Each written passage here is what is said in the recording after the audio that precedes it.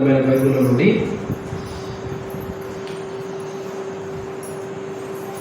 Mark రాసిన సువార్త మొదటి అధ్యాయం 30వ వచనాన్ని మనం చదువుతున్నాం. మార్కు సువార్త మొదటి అధ్యాయం 30వ వచనం. సీమోను అత్త జ్వరముతో పడి ఉండగా వెంటనే వారు ఆమెను గూర్చి ఆయనతో చెప్పింది. ఆయన ఆమె యొద్దకు వచ్చి ఆమె దగ్గరకు వచ్చి చెయ్యి పట్టి ఆమెను లేవనెత్తాను.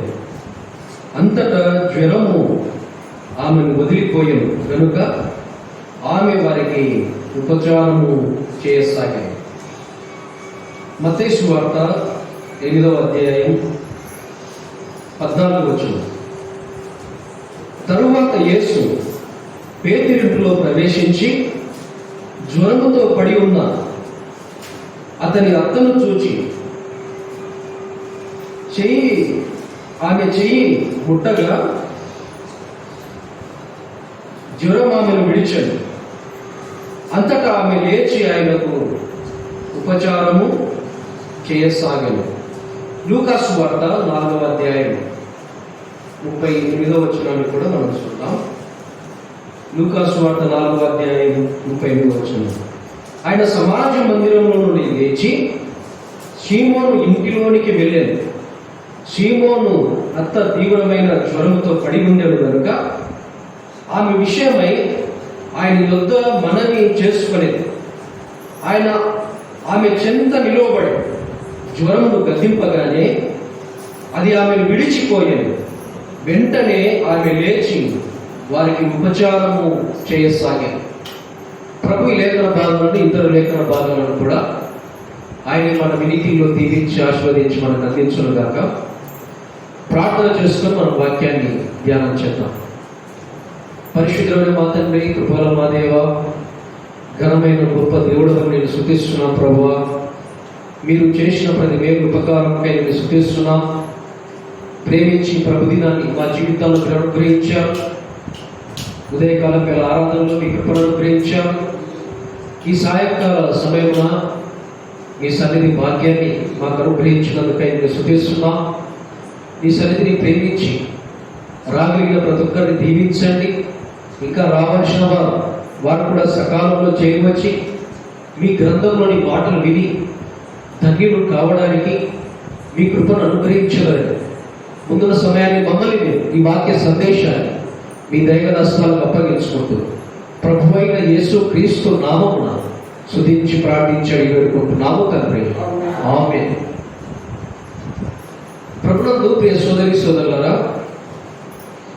ఒక రాత్రికాల సమయంలో యేసు ప్రభు విశ్రాంతి దినాన చేసిన కార్యాలు అంటే స్వస్థత కార్యాల గురించి మనం ధ్యానం చేస్తున్నాం.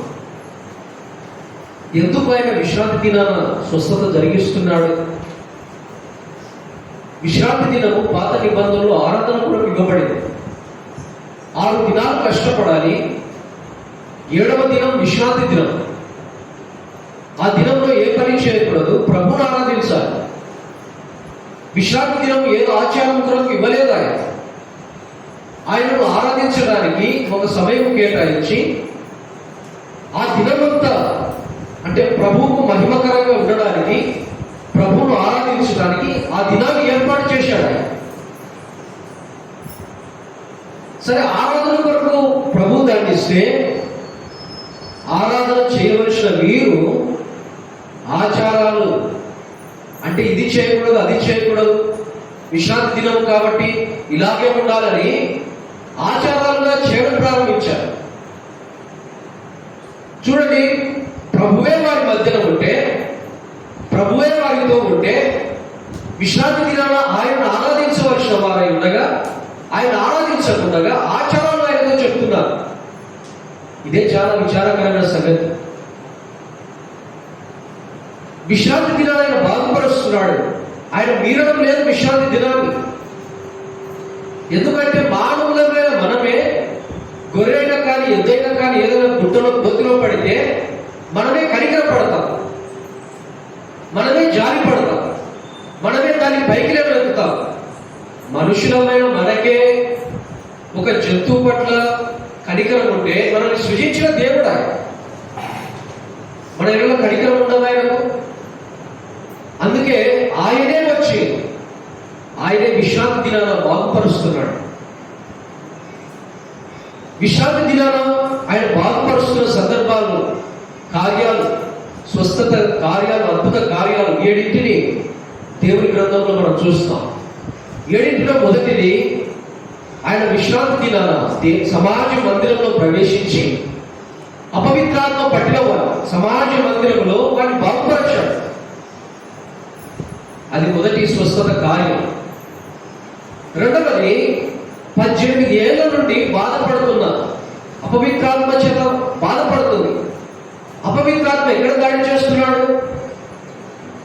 దురాత్మ ఎక్కడ దాడి చేస్తున్నాడు? ఆమె మీద అవ్వదు, వెన్నెముక మీద కదా, వెన్నెముక మీద దాడి చేస్తున్నాడు. అంటే దురాత్మ వచ్చినప్పుడు ఒక రోగము కూడా అనుమతించబడుతుందని మనకు అర్థమవుతుంది. కొన్నిసార్లు రోగం కూడా అంటే ఆ దురాత్మ ప్రభావం వల్ల రోగాలు కూడా కొన్ని అనుమతించబడతాయి. ఆ 18 ఏళ్ల నుండి బాధపడుతున్న అబ్రహాము కుమార్తె ఆ మేడలో దయను చూపించాడు. ఆమెను కూడా బాగుపరిచాడు సమాజ మందిరంలో. మూడవ సందర్భం ఉదయకాలం వేళ చూశాం. ఆయన సమాజ మందిరంలో మరణ పొందిస్తుండగా పూజ చేయగలవాడు. పూజ చేయ అంటే చేతిలో బలం లేకపోవడం, ఎండిపోయిన చెయ్యి, రక్త మాంసము లేకపోవడం, వాడిపోయిన చెయ్యి. ఒక మాటలో చెప్పాలంటే వాడిపోయిందని అర్థం. అలాంటి చేయగలవాడు యేసు ప్రభు విశ్రాంతి దినాన్ని అందరి మధ్య నిలబెట్టి, సమాజ మందిరంలో అందరి మధ్య నిలబెట్టి పూజ చేయగలవాడిని నేను బాగుపరిచాడు, స్వస్థపరిచాడు. ఇది ఎన్నవది? మూడవది.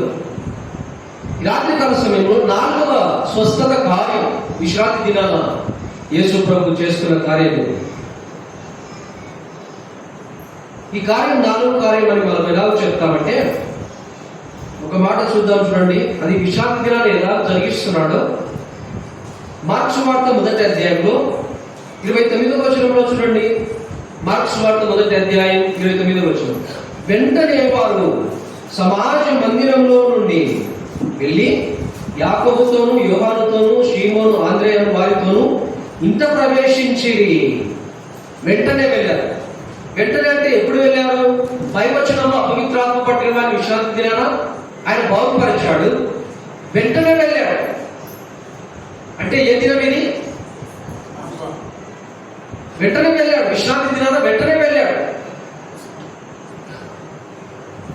అక్కడ మనం అదే చదువుతున్నాం కదా, పై వచనంలో అపవిత్రాత్మను విశ్రాంతి దినాన బాగుపరిచాడు, వెంటనే వెళ్ళాడు కదా. 38వ వచనం లూకాసు వార్త 4వ అధ్యాయం 38వ వచనంలో అర్థమవుతుంది చూడండి. లూకాసు వార్త 4వ అధ్యాయం 38వ వచనం. ఆయన సమాజ మందిరంలో నుండి లేచి షీమోను ఇంటిలోనికి వెళ్ళాడు. పై వచనాల్లో దురాత్మ పట్టిన వారిని బాగుపరిచాడు విశ్రాంతి దినాన. వెంటనే ఎక్కడికి వెళ్తున్నాడు ఆయన? సమాజ మందిరంలో లేచాడు. ఎక్కడికి వెళ్తున్నాడు ఆయన? ఇంటిలోనికి వెళ్ళాడు. ఏ దినం ఇది? విశ్రాంతి దినము. విశ్రాంతి దినాన ఒక ఇంటిలోనికి. ఏ ఇంటిలోనికి? పేతురు ఇంటిలోనికి అని రాయబడింది. కారణం ఏంటంటే పేతురత్త జ్వరముతో బాధపడుతుంది. 3 సందర్భాలు మనం చూశాం. అంటే ఈ సందర్భం పేతురత్త సందర్భాన్ని మార్క్స్ వార్తలో, మత్తయి వార్తలో, లూకాసు వార్తలో కదా. లూకాసు వార్తలో అంటే ఈ కార్యాలు 7 కార్యాల్లో 5 కార్యాలు లూకాసు వార్తలో మనకు కనబడతాయి. ఎన్ని కార్యాలు కనబడతాయి? 5 స్వస్థత కార్యాలు, విశ్రాంతి దినాన చేసిన కార్యాలు 5 లూకాసు వార్తలో మనకు కనబడతాయి. 2 యోహాను వార్తలో ఉంటాయి. మొత్తం ఎన్నైనా 7 కార్యాలు. లూకాసు వార్తలో 5 ఉన్నాయి. తర్వాత యోహాను వార్తలో 2 కార్యాలు. వాటిని కూడా మనం గమనించాలి. సరే, మనము ముందుకు దాటి వెళ్దాం. అంటే ఒకవేళ రాసుకునే వాళ్ళంటే లూకాసు వార్తలు ఎక్కడెక్కడ రాయబడ్డాయి అంటే, లూకాసు వార్త 4వ అధ్యాయం 33వ వచనంలో అపవిత్రాత్మ పట్టిన వాడిని బాగుపరిచాడు. లూకాసు వార్త 13వ అధ్యాయంలో 11వ వచనంలో నడుమొంగే స్త్రీ బాగుపరిచాడు. లూకాసు వార్త 6వ అధ్యాయంలో బుజ్జి చేయగల వాడిని బాగుపరిచాడు. లూకాసు వార్త 4వ అధ్యాయం 38వ వచనంలో ఇప్పుడు మనం చదివాం కదా, పేతురత్తను బాగుపరిచాడు. 4 కదా. ఇంకొకటి లూకాసు వార్త 14వ అధ్యాయం 1 నుండి 4 వచనాల్లో అక్కడ కూడా జలోదర రోగిని ఆయన బాగుపరిచాడు. ఈ 5 కార్యాలు లూకాసు వార్తలో అన్ని రాయబడ్డాయి. మార్క్సు వార్త, మత్తయి వార్తలో కొన్ని రాయబడ్డాయి, కొన్ని రాయబడలేదు. లూకాసు వార్తలో అంటే వైద్యుడైన లూకా ప్రభువైన యేసుక్రీస్తు గురించి చాలా వివరంగా, అంటే జరిగిన చరిత్రను వివరంగా రాస్తున్నాడు. అంటే యేసు ప్రభుది ఒక చరిత్ర. వాస్తవానికి లూకా ఎవరు? వైద్యుడు. ఒక డాక్టర్ అయి ఉండి, ఒక వైద్యుడై ఉండి చరిత్ర రాయగలుగుతాడా? జరిగిపోయిన చరిత్ర చూడండి, ఆత్మ ద్వారా లూకా రాస్తున్నాడు. వైద్యుడైన లూకా ప్రభు అయిన యేసుక్రీస్తు గురించి చాలా విషయాలు అంటే వివరంగా రాశాడు. అందరు రాశారు, 4 స్వార్థికులు. ఇంకా కొంచెం వివరం ఇక్కడ చూడండి. తీవ్రమైన జ్వరం అని ఇక్కడే ఉంది లూకాసు వార్తలో. మత్తయిలో కానీ మార్కులో కానీ అంత జ్వరం అని ఉంది, తీవ్రమైన జ్వరం అని లూకాసు వార్తలో మనకు కనబడుతుంది. మెట్టుకు సమాజ మందిరంలో నుండి యేసు ప్రభువు లేచి, విశ్రాంతి దినానే సమాజ మందిరంలో నుండి లేచి ఎక్కడికి వెళ్ళాడు? పేతురు ఇంటిలోనికి ప్రవేశించాడు. పేతురు ఇంటిలోనికి ప్రవేశించాడు. యేసు ప్రభువు శరీరధారి అయి ఉండగా, అంటే 33.5 సంవత్సరాల ఆయన జీవితంలో దేవాలయంలోనికి ప్రవేశించాడు, సమాజ మందిరంలోనికి ప్రవేశించాడు, ఇంటిలోనికి ప్రవేశించిన సందర్భాలు కూడా మనం కొన్ని చూడవచ్చు. ఆయన ఇంటిలోనికి కూడా ప్రవేశించాడు. ఈ సందర్భంలో ఎక్కడికి ప్రవేశిస్తున్నాడు? పేతురు అత్త జ్వరముతో బాధపడుతుంటే వారి ఇంటిలోనికి ప్రవేశించాడు. ఇంకా కొన్ని సందర్భాలు చూద్దాం. చూడండి, ప్రభు ఇంటిలోనికి ప్రవేశించుట కొన్ని సందర్భాలు మనం చూద్దాం. మార్క్స్ వార్త 7వ అధ్యాయం 24వ వచనం.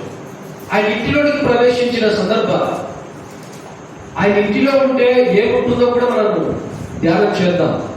మార్క్స్ వార్త 7వ అధ్యాయం 24వ వచనం. ఆయన అక్కడి నుండి లేచి తూరు సీదోనుల ప్రాంతములకు వెళ్ళి ఒక ఇంట ప్రవేశించి, ఆ సంగతి ఎవరికి తెలియకుండా ఉండవాలని కోరను గాని ఆయన మరుగై ఉండలేకపోయాడు. అపవిత్రాత్మ పట్టిన చిన్న కుమార్తె గల ఒక స్త్రీ ఆయనను గూర్చి విని వెంటనే వచ్చి ఆయన పాదముల మీద పడే. ఇక్కడ ఒక ఇంట ఉన్నాడు ఆయన. తూరు సీదోనుల పట్టణం అంటే ఇశ్రాయేలు ప్రాంతము కాకుండా అంటే జనాంగాలు ఉండే పట్టణం. యేసు ప్రభు అందరికీ ప్రభు, ఏదో యూదులకని కాదు, అన్ని జనాంగాలకైనా ఎవరికైనా ఆయన అందరికీ ప్రభు. ఒక కులానికి ఒక మతానికి సంబంధించిన వాడు కాదు ఆయన, అందరికీ ప్రభు ఆయన. అన్ని జనాంగాల పట్టణం తూరు సీదోను. ఆయన యూదుడు అన్ని జనాంగ పట్టణంలోకి వెళ్ళి ఒక ఇంటిలో ప్రవేశించాడు. ఒక ఇంటిలో ఉన్నాడు ఆయన. సరే, కానాను స్త్రీ వచ్చింది, ఆమె కూడా అన్ని జనాంగానికి సంబంధించింది. ఆమె వచ్చి ఆయన పాదముల మీద పడింది. చూడండి, కారణం ఏంటంటే తన కుమార్తె అపవిత్రాత్మ చేత బాధపడుతుంది. ప్రభు పాదాల మీద పడింది. ఎందుకంటే ఆయన స్వస్థపరిచేవాడని, ఆయన బాగుపరిచేవాడని, ఆయన నెమ్మది కలిగించేవాడని. తల్లుకున్న వేదన మరీ గొప్పది. కారణం ఏంటంటే, ఎవరైనా పిల్లలు బాధపడితే తల్లి ఎంతగా దుఃఖిస్తుందంటే ఇంకా. ఎందుకంటే తల్లి ప్రేమ గొప్పది, అది బైబిల్ కూడా అంగీకరిస్తుంది. కారణం ఏంటంటే, దేవుని గ్రంథంలో ఇలా వ్రాయబడింది, తల్లి అయిన మరచును అన్నాడు. అంటే తల్లి ప్రేమ గొప్పదని మనం చూస్తాం. కుమార్తె బాధపడుతుండగా తల్లి ఎంత విలవిలాడిపోతుందో. తన కుమార్తె అపవిత్రాత్మ చేత బాధింపబడుతుండగా యేసు ప్రభు పాదాల మీద పడింది. సరే, ప్రభు జవాబు అంటే వెంటనే స్పందించలేదు. ఆయన శిష్యులకు ఆయన తెలియజేశారు, ఆమె మన వెంట వస్తుంది ప్రభువా, ఆమెకు కార్యం చేయాలి. వారు కూడా అన్నారు. ప్రభు అంటాడు, పిల్లల రొట్టె తీసి కుక్క పిల్లలకు వేయట ఉత్తమం కాదు. అయినను ఆమె వచ్చి ఆయనకు బ్రొక్కింది. ఎంత విశ్వాసం అండి ఇది. ప్రభు అన్నాడు అంటే ఒక మాట చెప్పాడు ఆయన. స్వస్థత అయినా మొదట నేను వచ్చిన కార్యం ఏంటంటే యూదుల కొరకు అంటాడు. ఆశీర్వాదం మొదట యూదుల కొరకు అన్నాడు. ఆయన నిరాశపడింది కాదా, ప్రభుతో మాట్లాడిందాన్ని. ప్రభువా, బల్ల మీద నుండి పడిన రొట్టెలు కుక్క పిల్లలు తింటాయి కదా. చూడండి ఎంత విశ్వాసం ఇది. ప్రభు కాదన్నాడని, ప్రభు ఇప్పుడు చేయనన్నాడని వెళ్ళింది కాదమే.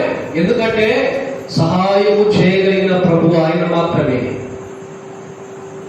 తన కుమార్తె బాగుపడాలంటే ఎక్కడికి వెళ్ళినా నయము కాదు, బాగుపడదు. యేసు ప్రభు దగ్గరనే నెమ్మది ఉంది. యేసు ప్రభు దగ్గరనే అంటే దైవికమైన శక్తి ఆయన దగ్గర ఉంది. దురాత్మ పారిపోవాలంటే ప్రభువుని ఆశ్రయిస్తేనే అది సాధ్యమవుతుంది. అందుకే ప్రభువునే వేడుకుంది, ఇంకా ఎవరి వైపు చూడలేదు. ఈయన కాదన్నాడని ఇంకొక చోట వెళ్ళి ప్రయత్నం చేద్దామని అనుకోలేదు. ఆమె ప్రభు తప్ప ఎవరు బాగుపరచలేరు నా కుమార్తెను. ఇదే ఆమె విశ్వాసం. యేసు ప్రభు ఆమెను ప్రశంసించాడు. ప్రభు ఆమె విశ్వాసాన్ని గణపరిచాడు. అమ్మాయి విశ్వాసము గొప్పదన్నాడు. ఒక ఇంటిలో ఆయన ఉండగా ఆయన ప్రభావం ఎక్కడో దూరంగా ఉన్న కుమార్తె బాగుపరచబడింది. చూశారా? ఆయన ఇంటిలో ఉంటే ఆయన ప్రభావం మన ఇంట్లో ఉంటుంది. మన ఇంట్లో ప్రభావం ఉండాలంటే దేవుని మాటలు, ప్రార్థన, వాక్య ధ్యానాలు, బైబిల్ చదవడం, దేవుడి గురించిన తలంపులు ఎప్పుడైతే మన ఇంటిలో ఉంటాయో మన ఇంటిలో దేవుని ప్రభావం ఉంటుంది. ఎందుకు చాలాసార్లు గొడవలు, కలహాలు? ఎందుకు చాలాసార్లు ఇంట్లో నెమ్మది లేని స్థితి, సంతోషం లేని స్థితి? చెప్పండి. ఇంటిలో ప్రభు యొక్క ప్రభావం లేదు కాబట్టి, ప్రభు శక్తి మనం అనుభవించలేకపోతున్నాము కాబట్టి, ప్రభువును మనం ఆశ్రయించలేకపోతున్నాము కాబట్టి, ఆయన ప్రభావాన్ని మనం చూపించలేకపోతున్నాం. మన కుటుంబంలో ప్రభు యొక్క ప్రభావం ఉండాలి. ఆయన ఇంటిలో ఉంటే ఆయన ప్రభావం కనబడాలి. ఇంకొక మాట మనం చదువుదాం, చూడండి. మత్తయి రాసిన సువార్త 9వ అధ్యాయం 27వ వచనం. మత్తయి రాసిన సువార్త 9వ అధ్యాయం 27వ వచనం. యేసు అక్కడ నుండి వెళ్ళుచుండగా ఇద్దరు గుడ్డివారు ఆయన వెంట వచ్చి, దావీదు కుమారుడా, మమ్ము కరుణించుమని కేకలు వేసి ఆయన ఇంట ప్రవేశించిన తరువాత ఆ గుడ్డివారు ఆయన యొద్దకు వచ్చి, యేసు నేను ఇది చేయగలనని మీరు నమ్ముచున్నారా అని వారిని అడుగగా, వారు నమ్ముచున్నాము ప్రభువా అని ఆయనతో చెప్పి, అప్పుడు ఆయన వారి కన్నులు ముట్టి, మీ నమ్ముక చొప్పున మీకు కలుగుగా కానీ చెప్పునంతలో వారి కన్నులు తెరవబడేను. వారి కన్నులు తెరవబడేను. ఇద్దరు గుడ్డివారు ప్రభువు వెలుచుండగా ప్రభు వెంట వచ్చారు. వారు, దావీదు కుమారుడా, మమ్మల్ని కరుణించు, మమ్మల్ని కనికరించు, మా ఎడల దయను చూపించు. యేసు ప్రభు ఒక ఇంటిలోనికి ప్రవేశించాడు. వారు ఆ ఇంటిలోనికి వచ్చారు. ప్రభు అన్నాడు, నేను మీ కన్నులు తెరవగలుగుతానని మీరు నమ్ముతారా? వారిని ప్రశ్నించారు. వారు అన్నారు, ప్రభువా, నీకు ఇది సాధ్యం, నువ్వు ఇది చేయగలవు. ఎందుకంటే ప్రభువుకు అసాధ్యమైనది ఏదీ లేదు. ఆయనకు సమస్తము సాధ్యం. సమస్తము సాధ్యమైన గుడ్డి వారి కన్నులు తెరిచాడు. ఒక ఇంటిలో ఇద్దరు గుడ్డి వారు వస్తే ఆ గుడ్డి వారి కన్నులు తెరిచాడు. చూడండి, అంతవరకు కళ్ళు మూసుకున్నాయి కదా, కళ్ళు కనబడవు. గుడ్డివారు కళ్ళు మూసుకోండి ఒకసారి, ఎలా ఉంటుంది? చీకటి.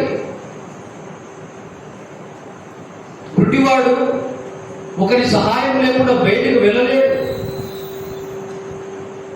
వెళ్తాడండి గుడ్డివాడు? కాలు బాగలేకుండా, చెయ్యి బాగాలేకుండా, ఇతరుల సహాయం లేకుండా వెళ్ళగలుగుతాడు. కానీ గుడ్డివాడు ఇతరుల సహాయం తీసుకొని వెళ్ళాలి. కారణం ఏంటంటే చీకటి, కనపడదు. చూడండి, వారు గుడ్డివారు, కన్నులకు వెలుగు లేదు. అయితే ఇంటిలో ప్రభు ఉండగా, ప్రభువును ఆశ్రయించినప్పుడు వారి కన్నులు తెరవబడ్డాయి. ఇప్పుడు చూడగలుగుతారు. మనము ప్రభు యొక్క ప్రత్యక్షతను చూడాలి. ఇంటిలో ప్రభువును చూశారు కదా గుడ్డివారు. ఇంట్లో ఎవరిని చూశారు? కన్నులు బాగుపరచిన యేసు ప్రభువును చూశారు. మనము కూడా మన ఇళ్లలో దేన్ని చూడాలి? ఎవరిని చూడాలి? ప్రభువును మనం చూడాలి. ప్రభువును మనం ఎలా చూడగలం? ఆయన వాక్యమందు ఉన్నాడు, ఆయన లేఖనాలయంలో ఉన్నాడు. ఆయన ప్రత్యక్షతను మనం చూడాలి.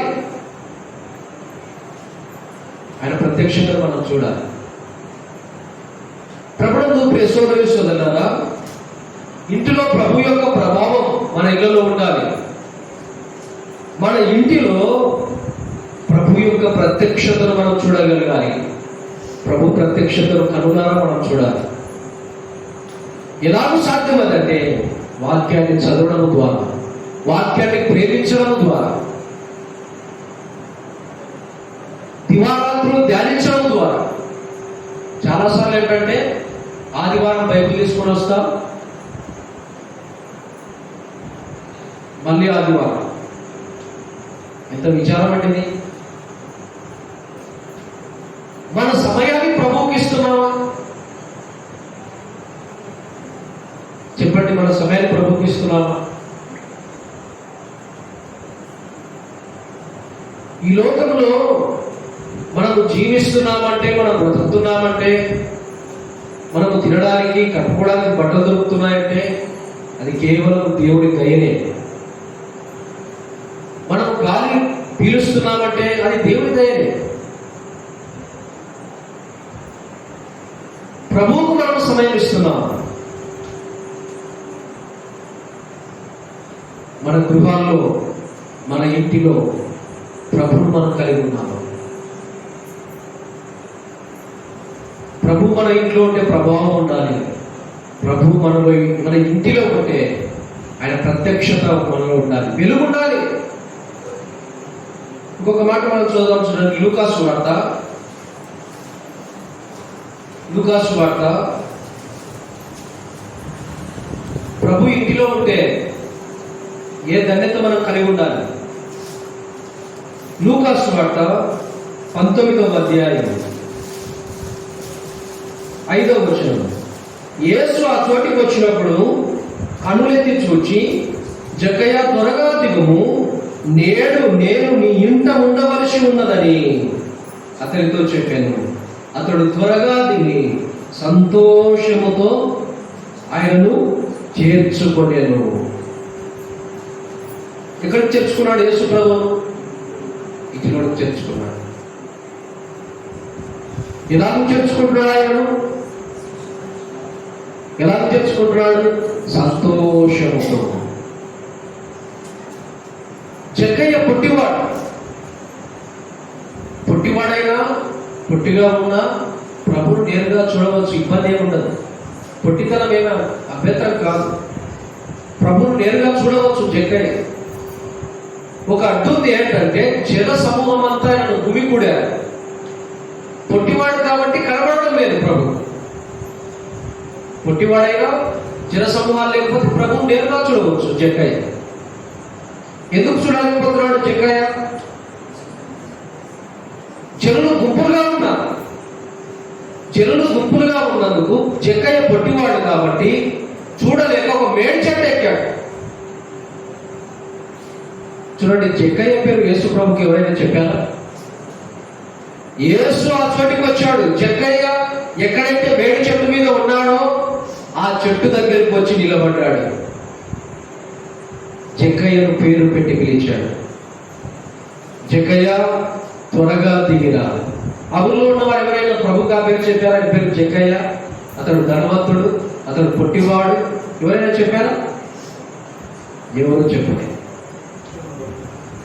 ప్రభువుకు అన్నీ తెలుసు. మన పేరు తెలుసు, మన ప్రవర్తన తెలుసు, మన జీవితం తెలుసు, సమస్తం ఆయనకు తెలుసు. మన హృదయ ఆలోచనలు తెలుసు. ఆయనకు మరుగైన ఏది లేదు. మనల్ని చూస్తున్న దేవుడు ఆయన. జక్కయ్యను కూడా చూశాడు. జక్కయ్యను పిలిచాడు. ఏమని పిలుస్తున్నాడు? జక్కయ్య త్వరగా దిగిరా, నేడు నేను నీ ఇంట ఉండాలి.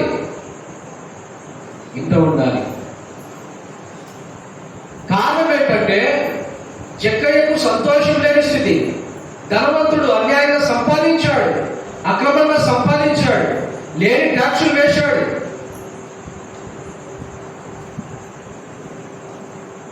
యేసు ప్రభువును చేర్చుకోవగానే జక్కయ్యకి ఏం మారిందండి? పేరు మారిందా? హృదయం మారింది. యేసు ప్రభువును చేర్చుకోగానే హృదయం మారింది. ప్రభువా, జక్కయ్య నిలబడి అన్నాడు, నా ఆస్తిలో సగము బీదలకు ఇస్తున్నాను. ఎంత మంచి మనసు కావాలండి ఇది. ఎంతో పోపు చేశాడు కదా, ఎంతో కష్టపడి నానా తిప్పలు పడి చాలా పోపు చేశాడు. ధనవంతులు అనిపించుకుంటున్నాడు తానున్న గ్రామంలో. ప్రభువును చేర్చుకోగానే మనసు మారింది. అన్యాయస్తుడు మనసు మారింది. లేచి నిలబడి అంటాడు, ప్రభువా, నా ఆస్తిలో సగము బీదలకు ఇస్తా. నేను ఎవరి దగ్గరైనా అన్యాయంగా దేనాన్ని తీసుకుంటే తిరిగి ఎన్నంతలు చెల్లిస్తాను? 4 వంతులు చెల్లిస్తాను. తిరిగి 4 వంతులు చెల్లిస్తాను. ప్రభువుని ఇంట్లోనికి చేర్చుకున్నందుకు కాదు, తన హృదయంలోనికి చేర్చుకున్నందుకు అది చెప్పలేని సంతోషం. ప్రభువును కలిగి ఉండడం ద్వారా సంతోషం ఉంది. ప్రభువును మన హృదయంలోనికి స్వీకరించడం ద్వారా సంతోషం ఉంది. ప్రభు మనలో లేకపోతే సంతోషం ఎలా ఉంటుందండి? సంతోషం ఉండదు. ఎందుకు లోకంలో చాలా మందికి సంతోషం లేదు? కారణం ఏంటంటే ప్రభువును వారు కలిగి లేరు. ప్రభువును కలిగి ఉండలేరు. వారు కలిగి ఉండలేని వారు సంతోషంగా ఉండలేరు. ప్రభువు ఉన్న ఇంటిలో సంతోషం ఉంటుంది. మన ఇంట్లో చాలాసార్లు సంతోషంగా ఎందుకు లేదు? మన ఇంట్లో చాలాసార్లు దుఃఖంతో ఎత్తుకున్నామంటే కారణం ఏంటంటే ప్రభువును చేర్చుకున్న అనుభవం, ప్రభువును కలిగి ఉన్న అనుభవం మన గృహాల్లో, మన ఇళ్లలో లేదు. ప్రభువును చేర్చుకున్న ఇల్లు ఎలా ఉంటుందండి? ఎలా ఉంటుంది? దుఃఖంతో, విచారంతో ఉండదు, శ్రమతో, ఇబ్బందితో ఉండదు. అంటే శ్రమలు రావు, కష్టాలు అని కాదు భావం. సిచ్యువేషన్ ఏదైనా ప్రభునందు సంతోషించే అనుభవం కలిగి ఉండాలి. ప్రభు అంటే ఆ అనుభవం ఎప్పుడు వస్తుందంటే, పౌలు అంటాడు, నేను దీన స్థితిలో ఉండుట ఎరుగుదును, సంపన్న స్థితిలో ఉండుట నేను ఎరుగుదును. ఏ స్థితిలో ఉన్నా నా శరీరమందు క్రీస్తు మహిమపరచబడాలి.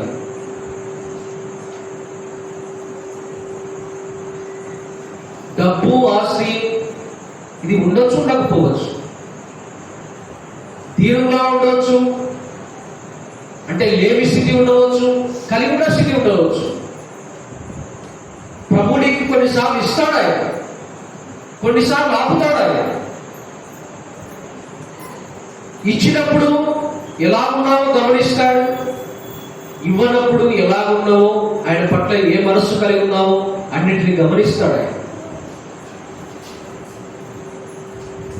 వినండి, ప్రభు ఉన్న ఇంట్లో సంతోషం ఉంటుంది. 4 విషయాలు చెప్తా. ప్రభు ఇంట్లో ఏముంటుందండి? సంతోషం. తర్వాత ప్రభు యొక్క ప్రత్యక్షత.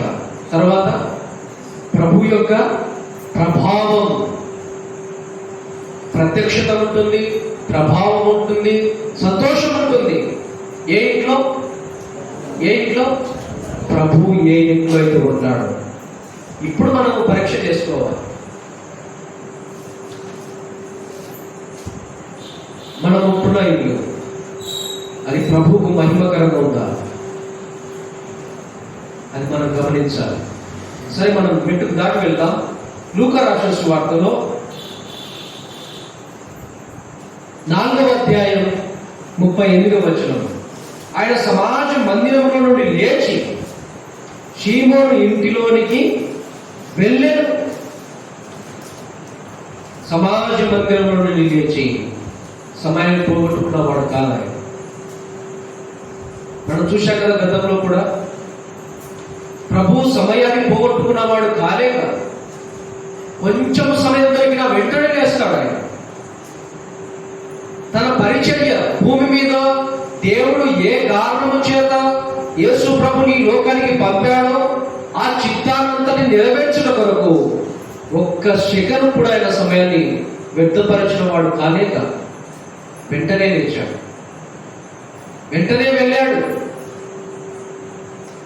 ఎలా వెళ్ళాడు? చాలా సందర్భాల్లో యేసు ప్రభు నడక ద్వారానే వెళ్ళాడు. ఏదో సముద్ర ప్రయాణంలో ధోని అవసరము కాబట్టి ధోనిలో వెళ్ళాడు.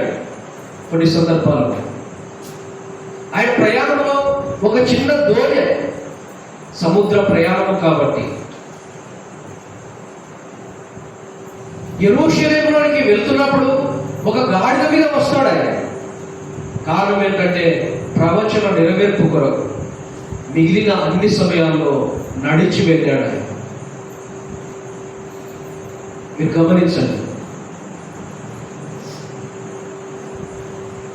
సముద్ర ప్రయాణంలో ధోని ఒక అవసరము, ప్రవచన నెరవేర్పు కొరకు భారవాహకం. గాడిదను ఆధారం చేసుకొని యెరూషలేములోనికి ప్రవేశం ఆయన జరిగించాడు. ఈ 2 సందర్భాలు మనం చూస్తాం. మిగిలిన అన్ని సందర్భాల్లో వెంటనే లేచి కాలినడకతో ప్రయాణం కొనసాగించాడు. చాలా దూరం ప్రయాణం చేశాడు. కారణం ఏంటంటే సమయాన్ని వ్యర్థపరిచిన వాడు కాదు, సమయాన్ని నష్టపరిచిన వాడు కాదు, కాలక్షేపము చేసిన వాడు కానే కాదు. మనం చాలాసార్లు ఏంటంటే కాలక్షేపం చేస్తాం. 7 గంటలకు ప్రార్థన అంటే ఎన్ని గంటలకు వస్తారమ్మా? 7:15కు కొంతమంది, 7:20 కొంతమంది, 7:30 కొంతమంది, కొంతమంది ముగింపు ప్రార్థనలు. ఎంత విచారం అంటే ఇది.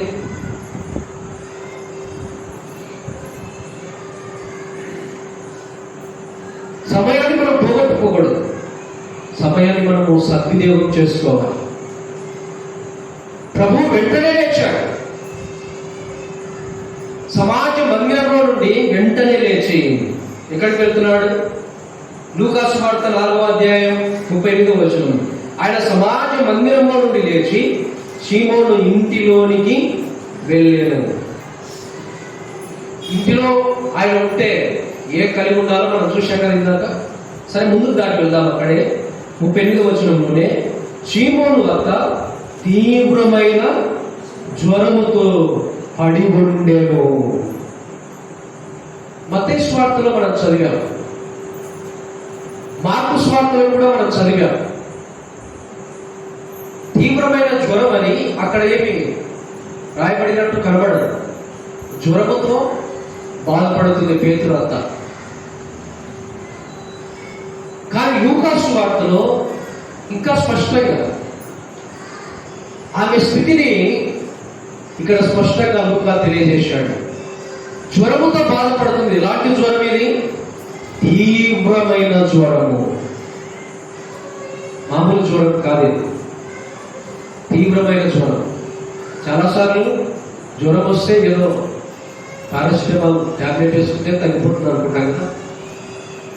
సరే, టైఫాయిడ్ జ్వరం అని ఆ జ్వరాలు ఉన్నాయి. కలరాకు సంబంధించి, తర్వాత కోవిడ్, కరోనాకు సంబంధించి అది కూడా జ్వరంతో ప్రారంభమవుతుంది. చాలా తీవ్రమైనది. ఒక జ్వరం ఆగి చేయాలనుకుంటే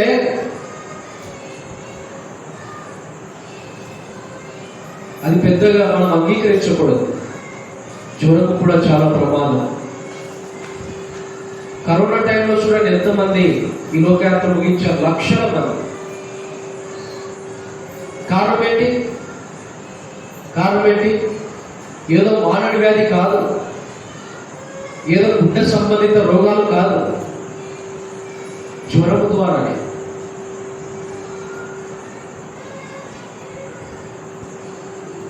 చాలా రకాలు ఉన్నాయి జ్వరాలు కదా. టైఫాయిడ్ అని, స్వైన్ ఫ్లూనా, చాలా ఉన్నాయి. ఫ్లూ జ్వరాలు కూడా చాలా ఉన్నాయి. తీవ్రమైన జ్వరం. పేతురంతా పడిపోయిన స్థితిలో ఉంది. అంటే లేవలేని స్థితి, నడవలేని స్థితి. జ్వరంతో ఉంటే మనకు అర్థమవుతుంది కదా. ఏదైనా పెట్టడానికి వచ్చారనుకోండి, తినండి అంటే తింటారా? చెప్పండి. ఏదైనా మంచి రుచికరమైన భోజనం తేనె తెచ్చిచ్చాడనుకోండి, దానికి కూడా మనం తినలేము. సరే, చాలా ఇష్టమైనకు చికెన్ బిర్యానీ అంటే దానికి కూడా తినలేడు ఆ టైంలో. కారణం ఏంటంటే అది నడవలేని స్థితి, కదలలేని స్థితి, పడిపోయిన స్థితి, ఏది తోచని స్థితి. పేతురంతా చూడండి, తీవ్రమైన జ్వరముతో పడి ఉండేను, లేవలేని స్థితిలో పడిపోయింది. ఈమె మనకు పటంగా కనబడుతుంది. మనము కూడా పడిపోయిన వారు. దేని చేత పడిపోయిన వారు? పాపముల చేత, అపరాధముల చేత పడి చనిపోయిన వారు. లేవలేని స్థితి, నడువలేని స్థితి, అట్టి స్థితిలో ఉన్నవారు. పేతురు అంతా ఎలాగైతే జ్వరముతో బాధపడుతూ పడిపోయిన స్థితిలో ఉందో, మనము కూడా పడిపోయిన స్థితిలో ఉన్నవారు. ప్రభు వచ్చి లేవనెత్తకపోతే మనం అలాగే పడిపోయిన స్థితిలోనే ఉండేవారు. మనల్ని లేవనెత్తడం కొరకు, పడిపోయిన స్థితిలో నుండి మనల్ని లేవనెత్తడం కొరకు, మనల్ని నిలుపుట కొరకు, తన సాక్షులుగా నిలుపుట కొరకు పరలోకాన్ని విడిచిపెట్టి ఈ లోకానికి ఆయన దిగి రావడానికి ఇష్టపడ్డాడు. శరీరాన్ని ధరించడానికి ఇష్టపడ్డాడు. మాంసయుక్త దేహమందు పాలివాడు కావడానికి ఇష్టపడ్డాడు. రక్త మాంసములలో పాలివాడయ్యాడు. ఆ కారణంలో మనుషునిగా కనబడ్డాడు. కారణం ఏంటంటే పడిపోయిన మనల్ని లేవనెత్తడం కొరకు. ఇలా లేవనెత్తాడు ఆయన, ఇలా లేవనెత్తాడు. మన పాపస్థితి దేవుడికి మనకు దూరం కలుగజేసింది.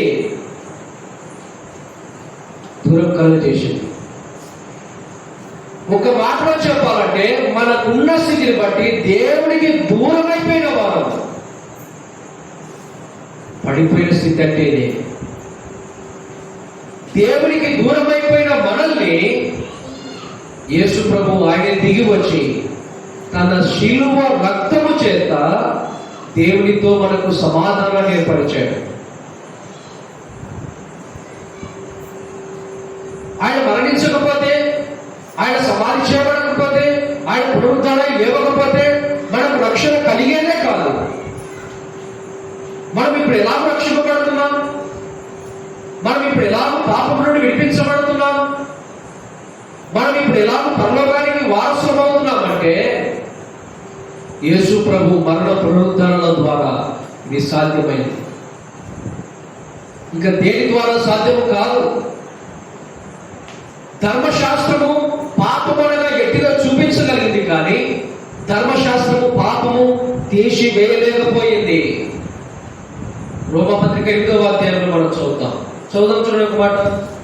రోమీయులకు రాసిన పత్రిక 8వ అధ్యాయం. రోమీయులకు రాసిన పత్రిక 8వ అధ్యాయం మొదటి వచనం. కాబట్టి ఇప్పుడు క్రీస్తు యేసునందున్న వారికి ఏ శిక్షా విధి లేదు. క్రీస్తు యేసునందు జీవమునిచ్చు ఆత్మ యొక్క నియమము పాప మరణముల నియమం నుండి నన్ను విడిపించను. ఎట్లనగా ధర్మశాస్త్రము దేనిని చేయజాలకపోయానో దానిని దేవుడు చేసెను.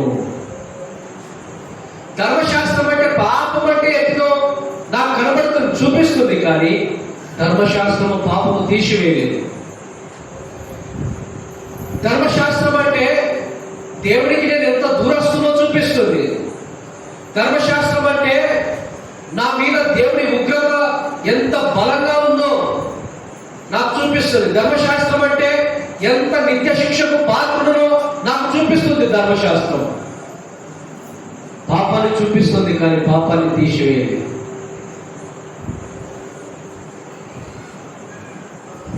మరి ధర్మశాస్త్ర క్రియల మూలంగా మనం నీతిమంతులము కాలేము. రోమపత్రికలో మనం చదువుతాం. ధర్మశాస్త్ర క్రియల మూలముగా ఏ మనుష్యుడు దేవుని దృష్టికి నీతిమంతుడు కాలేడు. అంటే మనము ఏదో కార్యాలు చేయడం ద్వారా, అంటే మందిరానికి రావడం, కానుకలు ఇవ్వడం, ప్రార్థనలు చేయడం, వీటి ద్వారా కాదు. ఏదో దాన ధర్మాలు పుణ్యకార్యాలు చేయడం, వీటి ద్వారా కాదు నీ రక్షణ కలిగింది, నా రక్షణ కలిగింది. మన రక్షణ ఎలా కలిగిందంటే ఒకే కారణము, యేసు ప్రభువును సొంత రక్షకుడిగా అంగీకరించాం. అందును బట్టి మనకు పరలోకం వచ్చింది. ధర్మశాస్త్రము చేయలేదు. ఎవరు చేశాడు? ప్రభు అయిన యేసుక్రీస్తు చేశాడు. పాపం అంటే చూపించింది, పాపాన్ని తీసివేయలేకపోయింది. కానీ యేసు ప్రభు శిలువ రక్తము నా పాపాన్ని నీ పాపాన్ని కడిగి వేసింది. ఆయన రక్తంలో మన సమస్త పాపాలు కడిగివేయబడ్డాయి. అంటే ఇప్పుడు విశ్వసించినప్పుడు, ఆయన రక్తాన్ని విశ్వసించినప్పుడు, ఆయన రక్తాన్ని మనం ఆశ్రయించినప్పుడు. యోహాను రాసిన మొదటి పత్రికలో మనం చదువుతాం. సకల దుర్నీతి నుండి మన పాపమును ఆయన కడిగేవాడు. యోహాను రాసిన మొదటి పత్రిక 1వ అధ్యాయం 9వ వచనం. మన పాపము మనం ఒప్పుకొని కదా ఆయన నమ్మదగినవాడును నీతిమంతులను గనక ఆయన మన పాపములను క్షమించి సమస్త దుర్నీతి నుండి మనలను పవిత్రులుగా చేయను. మనం ఎలా పవిత్రపరచబడతాం? పాపము చేసినప్పుడు ఒక బలిని ఇవ్వడం ద్వారా పవిత్రపరచ పవిత్రపరచబడతామా? గొర్రెను మేకలను ఇవ్వడం ద్వారా పవిత్రపరచబడతామా? లేదు. మనం ఎలా పవిత్రపరచబడుతున్నామంటే యేసు ప్రభు రక్తము వలన, యేసు ప్రభునందు విశ్వాసం ఉంచడం ద్వారా సకల దుర్నీతి, అంటే ఎంత ఘోర పాపినైనా ఆయన క్షమించగలిగిన వాడు. అపోస్తలుడైన పౌలు అంటాడు, పాపంలో నేను ప్రధానుడను, అట్టి పౌలునే క్షమించిన వాడు ఆయన. ఎంత ఘోర పాపినైనా క్షమించడానికి సిద్ధ మనసు కలిగిన వాడు, క్షమిస్తాడు ఆయన. ఆయన లోకానికి వచ్చిన కారణం కూడా అదే, పాపను రక్షించిన కొరకు వచ్చాడు. శిక్షించిన కొరకు కాదని వచ్చింది, రక్షించిన కొరకు వచ్చాడు. ప్రభునందు పిల్లారా, లూకాసు వార్తలో మనం మరలా వద్దాం. లూకాసు వార్త 4వ అధ్యాయం. ఆమె పడిపోయి ఉండేది. 38వ వచనంలో మనం చదువుతున్నాం కదా, సీమోను అత్త తీవ్రమైన జ్వరముతో పడి ఉండేను. అంటే కదలలేని స్థితి, నడవలేని స్థితి, లేచి తిరగలేని స్థితి. ఆ స్థితిలో పడి ఉండగా ప్రభు చూడండి 39వ వచనం, ఆయన ఆమె చెంతను నిలవబడి. ఈ మాట లూకాసు వార్తలో రాయబడింది. మత్తయి సువార్తలో, మార్కు సువార్తలో గద్దించగా అది విడిచిపోయింది. ఆయన దగ్గరికి వచ్చి గద్దించాడు అని మత్తయి మార్కులో చదువుతాం. లూకాసు వార్తలో మాత్రం ఆయన ఆమె చెంత నిలవబడ్డాడు. చెంతన నిలబడ్డాడు. చెంతన నిలబడడం అంటే సమీపంగా నిలబడ్డాడు. ప్రభు నిలబడితే చాలు కదా, మనకేం పదవండి. ప్రభు మన దగ్గర ఉంటే, ప్రభు మనకు సమీపంగా ఉంటే, ప్రభు మన పక్షముగా ఉంటే, ప్రభు మనలో ఉంటే మనకేం పదవక. చాలాసార్లు ఈ సత్యాన్ని మనం గ్రహించడం లేదు. ఆయన మన పక్షంలో ఉంటే, ఆయన మన చెంత నిలబడితే మనకి ఏ పదవ ఉండదు. ఇంకా పేతురంతా బాధపడుతుంటే, తీవ్రమైన జ్వరముతో బాధపడుతుంటే యేసు ప్రభు ఆమె చెంత నిలబడ్డాడు, ఆమెకు సమీపంగా నిలబడ్డాడు. ఈ రాత్రికాల సమయంలో మనం కూడా ఏదైనా సమస్యలో ఉన్నా, ఇబ్బందిలో ఉన్నా, ఇరుకులో ఉన్నా, తేరుకోలేని సమస్యలో ఉన్నా ప్రభు మన చెంత నిలబడేవాడు. అది మనం మర్చిపోకూడదు.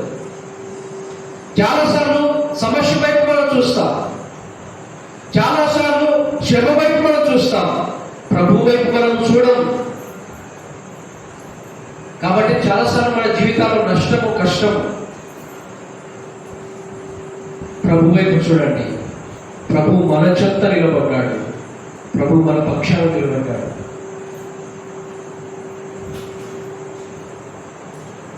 పడి ఉన్న స్థితిని చూసి ఆమె దగ్గరికి వచ్చి ఆమె చెంత నిలబడ్డాడు, ఆమెకి దగ్గర నిలబడ్డాడు. అక్కడ చూద్దాం చూడండి ఇంకొక మాట. ఆమె చెంత నిలబడి జ్వరమును గద్దింపగానే అది ఆమెను విడచిపోయాను. గద్దిస్తాడు. ఇంకొక సందర్భం ఏదైనా గుర్తొస్తుందా? గద్దించడం అంటే గాలి తుఫాను సముద్రం మీద లేచినప్పుడు ప్రభు నిలబడ్డాడు కదా.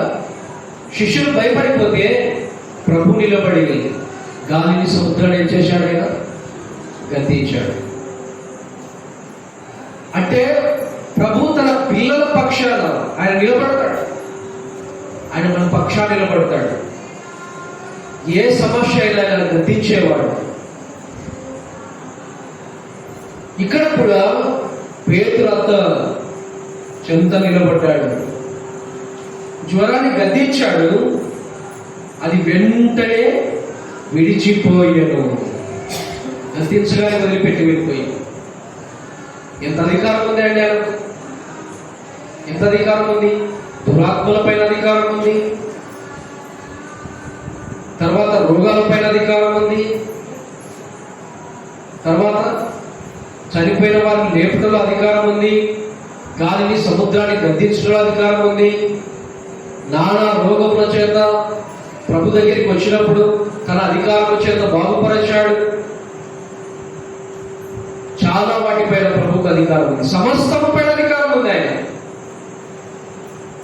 ఆయన గద్దించాడంటే తన అధికారాన్ని ప్రకటించాడు. అది జ్వరమైనా, అది కుష్టి వ్యాధి అయినా, అది మరణమైనా, అది దురాత్మైనా, అది ఏదైనా సరే ప్రభు తన అధికారాన్ని ప్రకటిస్తాడు.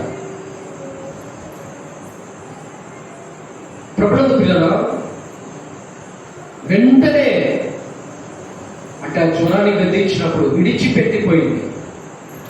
ఆయనకున్న అధికారం చూడండి.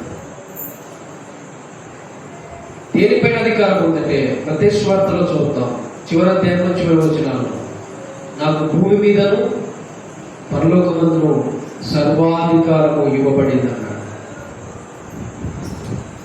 యేసు ప్రభుకున్న అధికారం ఏంటి? యేసు ప్రభుకున్న అధికారం సర్వాధికారం. సర్వాధికారం ఏదైనా సరే, దేనిలోనైనా సరే సర్వాధికారం ఆయనకి ఇవ్వబడింది. వెంటనే జ్వరమాలను విడిచిపెట్టి వెళ్ళిపోతే 39వ వచనంలో చూడండి, అదొక మాట చదివి మనము ప్రార్థన చేద్దాం. వెంటనే 39వ వచనం, ఆయన ఆమె చింత నిలవబడి జ్వరమును గద్దింపగానే అది ఆమెను విడిచెను. వెంటనే ఆమె లేచి వారికి ఉపచారము చేయసాగాడు. ఏం చేసిందంట పేతురంతా? ఉపచారం. అంటే ఒక అనారోగ్య స్థితిలో నుంచి కోలుకున్న తర్వాత, ప్రభువు ఆ జ్వరాన్ని గద్దించిన తర్వాత, బాగుపడిన తర్వాత ఆమె ఖాళీగా ఉండలేదు. వెంటనే ప్రభు వచ్చాడని, శిష్యులందరూ వచ్చారని ఉపచారం చేయడం ప్రారంభించింది. ప్రభు చేత రక్షింపబడ్డామంటున్నాం, ప్రభు మనల్ని విమోచించాలంటున్నాం, కానీ ప్రభు కొరకు పరిచయం మనం చేయడం లేదు. అది వెంటనే చేసిందండి. ప్రభు ద్వారా మేలు పొందుకొని, ప్రభు ద్వారా స్వస్థత పొందుకొని, ఇంకా చాలని ఆగిపోయింది ఆమె. ప్రభు ద్వారా మేలు పొందుకున్న తర్వాత వెంటనే లేచి ఉపచారము చేయడం ప్రారంభించింది. ప్రభు మనల్ని రక్షించాడు, ఆగిపోదామా? సాక్ష్యం ఇవ్వాలి, సంభాషించాలి, సువార్త ప్రకటించాలి, బోధించాలి, తెలియని వారికి దేవుని మాటలు వివరించాలి. మనము కూడా పరిచారము చేయాలి. ప్రభు పనిలో మనం ఉండాలి. అది నీ ఇంట్లోనైనా, నువ్వు చేస్తున్న ఉద్యోగంలోనైనా, నువ్వు చదువుతున్న కాలేజీలోనైనా, లేదంటే నువ్వు చేస్తున్న కూలి పనిలోనైనా, నువ్వు ఏ చోట ఉన్నా, ఎక్కడ ఉన్నా ప్రభుకు సాక్షిగా నువ్వు పరిచర్య చేయాలి, ప్రభు పని చేయాలి. ప్రభుత్వ పిల్లలు, నేను ముగింపు చేస్తున్నాను. వెంటనే లేచి ఆమె ఏం చేసింది? వెంటనే లేచి ఉపచారం చేసింది. ప్రభు ద్వారా మేలు పొందుతుంది. ఆమె పొందుకున్న మేలును బట్టి ప్రభువుకు పరిచర్య, ప్రభుతో ఉన్న వారికి పరిచర్య. మనం కూడా ప్రభు పని చేయాలి, ప్రభు పనిలో మనం ఉండాలి. యేసు ప్రభు విశ్రాంతి దినాలు చేసిన ఎన్నో కార్యం ఇది? 4వ కార్యం. 4 కార్యాలు చెప్తాను ఒకసారి, నేను ముగింపు చేస్తున్నాను. 4 కార్యాలు. మొదటిది, విశ్రాంతి దినాన యేసు ప్రభు చేసిన 7 కార్యాల్లో మొదటిది, అపవిత్రాత్మను వెళ్ళగొట్టాడు. రెండవది, నడుమొంగిన స్త్రీని బాగుపరచాడు. మూడవది, పూజ చేయగల వారిని విశ్రాంతి దినాన్నే ఆయన బాగుపరచాడు. 4వది, పేతురంతా జ్వరంతో పడి ఉండగా ఏ దినాన బాగుపరచాడు? విశ్రాంతి దినాన ఆయన బాగుపరచాడు. ప్రభు ఈ లేఖన భాగాలు ఆయన మన వినికిల్లో దీవించి ఆశీర్వదించుకుంటారు. ప్రార్థించండి. పరిశుద్ధమైన మా తండ్రి, కృపల మా దేవ, ఘనమైన గొప్ప దేవుడు అని స్తుతిస్తున్నాం. ప్రభువా, మీరు చేసిన ప్రతి మేలు ఉపకారంగా నేను స్తుతిస్తున్నాం. ప్రేమించి దినాలు ఇచ్చారు. ఈ దినవంతంలో నీ నామాన్ని మహిమపరచడానికి, నీ సన్నిధిలో గడపడానికి మీరు అనుగ్రహించిన ఈ సమయాన్ని బట్టి స్తుతిస్తున్నాం. మీ సన్నిధిని ప్రేమించి రాగలిగిన ప్రతి ఒక్కరిని దీవించండి, ఆశీర్వదించండి. శ్రద్ధతో, ఆసక్తితో, ఓపికతో మీ వాక్యాన్ని వినగలిగారు. విన్న ప్రతి ఒక్కరిని దీవించండి. వీని విడిచిపెట్టేవారిగా కాక మీ వాక్యాన్ని గైకొని మేమందరం కూడా దాని ప్రకారం జీవించడానికి మీ కృపను మాకు అనుగ్రహించండి. వచ్చిన వారి కుటుంబాలను దీవించండి. అవసరతల అక్కర్లు మీరు ఎరిగే దేవుడు. సమస్తమును మేలుపై సమకూర్చి జరిగించగలరు. ఇక్కడ ఉన్న స్థానిక సంఘం సేవకుడు, పరిశుద్ధులు, పరిచారకులు అందరినీ దీవించి ఆశీర్వదించగలని, ముందున్న సమయాన్ని మాకు దీవెనకరంగా మార్చగలని ప్రభు అయిన యేసు క్రీస్తు నామమున స్తుతించి ప్రార్థించి అడిగి వేడుకుంటున్నాము తండ్రి.